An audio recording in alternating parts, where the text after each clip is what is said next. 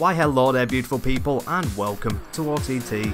In this drift tutorial we're going to be using the RUF RT12R, aka the Porsche something or other, blah blah. It is a 730 horsepower monster, it's a good drift tune.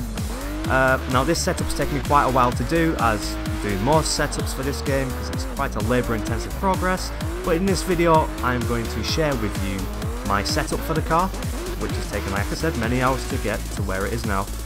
I'm going to show you how I drift it and explain some of the techniques that I use, and hopefully with all that information put that together, and hopefully that will give you many hours of drifting pleasure on project cars. Now let's get into this. So as you can see on your screen, here are all the settings you're going to need. Feel free to pause the video to make sure you get the settings, because it will go through quite quickly, but I do apologise. But yeah, feel free to pause it and make sure you apply the settings to your car to make sure you get the full drift experience.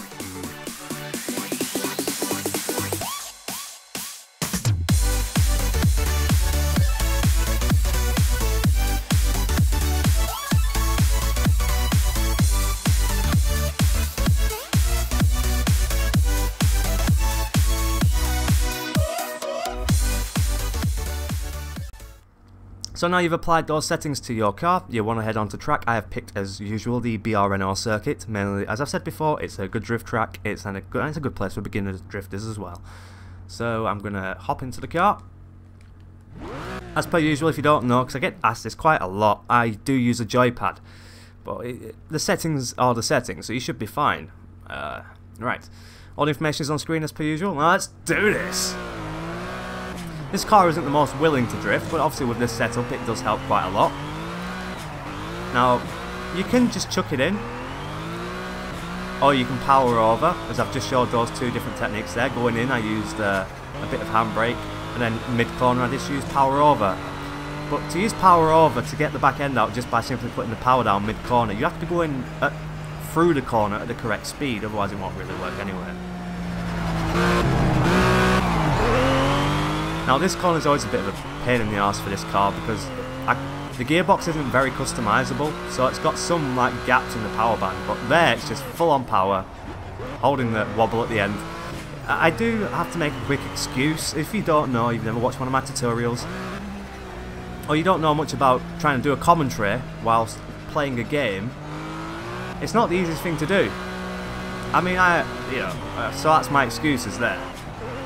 So as you can see here, I've just got my foot flat and the back just rotates around by itself, and it's got to counter steer it, which is a standard drift technique, all part of drifting. There I just used braking to get the back end out and start the corner. Same again, just a bit of handbrake.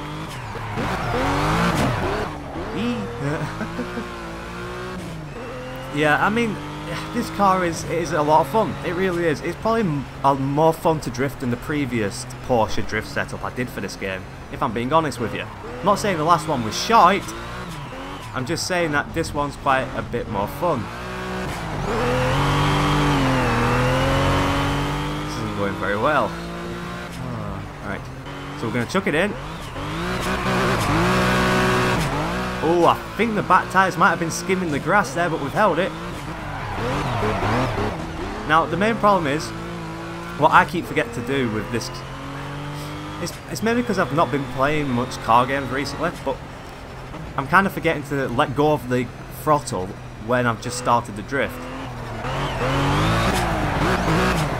because that's what helps you so much. Like there for example, I just remembered to do that, and there, it just makes it so much easier.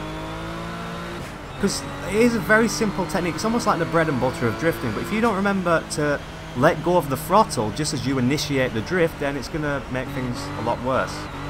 So with this car, even though it's a 911, you might expect it to be very harsh to drift, like maybe my previous setup was for the last Porsche. This one's a lot more stable, and it's a lot more forgiving. In fact, you'll probably spend most of your time when you're drifting this car managing the stiff front end.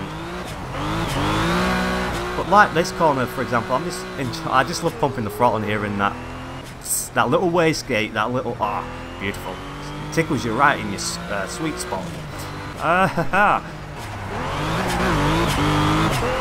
Yeah, so with this car, don't be afraid to pull on the handbrake every now and again.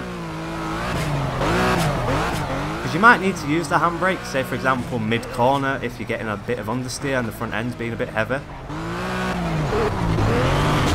And there goes the tyres. Whee!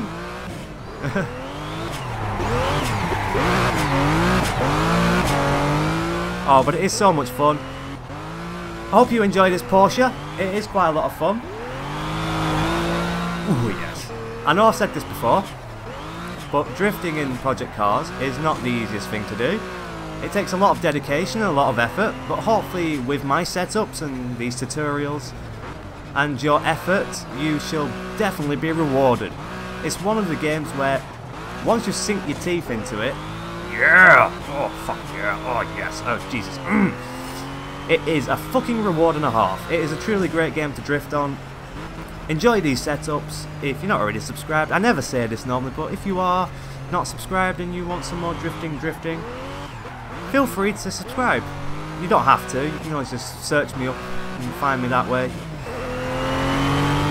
So for now, beautiful people, enjoy this car. Hopefully have some fun on project cars. Enjoy going sideways, burning out your rear tyres. Oh, it's certainly fun to do. Oh yes, oh yes. Oh yes, it should be classed as drugs. Oh, because it is fucking, oh yes. That's all I've got to say. I really should wrap this video up. Thank you for watching, as always. Yeah, I'll see you in another video sometime.